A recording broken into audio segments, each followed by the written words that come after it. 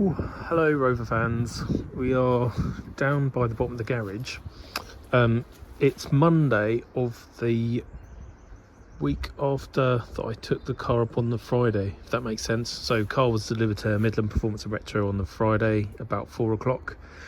Just had messages from Mike at 4 o'clock ish on Monday, so they've had, you know, basically a day, and already you'll see amazing progress being made, which means I need to pull my finger out and get stuff done, things that they need, like the door latches, which I never gave them, and stupid things like I forgot to give them the new, well, not new, replacement front spoiler and the little blanking plugs. So I'm not going to do it now. This is more me poncing around out here as an introduction to the video. Whoops. The other thing I need to do is, of course, get wheels for it. So those are the original SE wheels that came with the diesel. So I need to take them to have them blasted and refurbished, and then get some new tyres so that when it is done I can take them up with me, bolt them on, wheel them into the NEC. But what's going to show up now is probably some shitty music and then photographs with my annotations of just what they've managed to do in a day.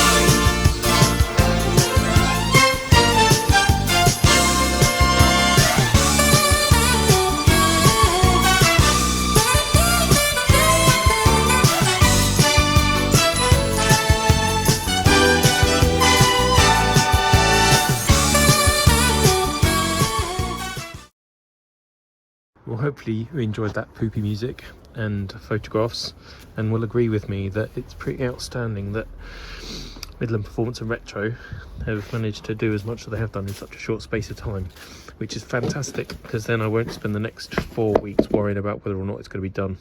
I knew they'd do it because they've just always been proper on the case.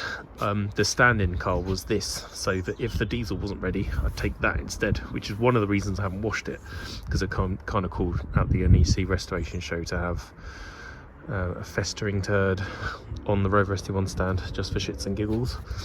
But yeah, so more things to do, just get bits and pieces ready, stripped pieces of doors so they can open and close doors and check gaps and stuff. Boot seal, bonnet seal, fuel filler flap I also forgot to give them, which is really dumb because that of course needs to be painted blue. And there are some other bits like bonnet buffers that sit in the top of the front wings, things like that. So I will spend the rest of the evening hunting for stuff. It's rather worrying I can only find 2 of the SE wheels, so I can only presume that they are at my dad's. Why they would be there I don't know, because the car never got there, so I've probably buried them somewhere. Right, anyway, that was just a very brief update. See you later.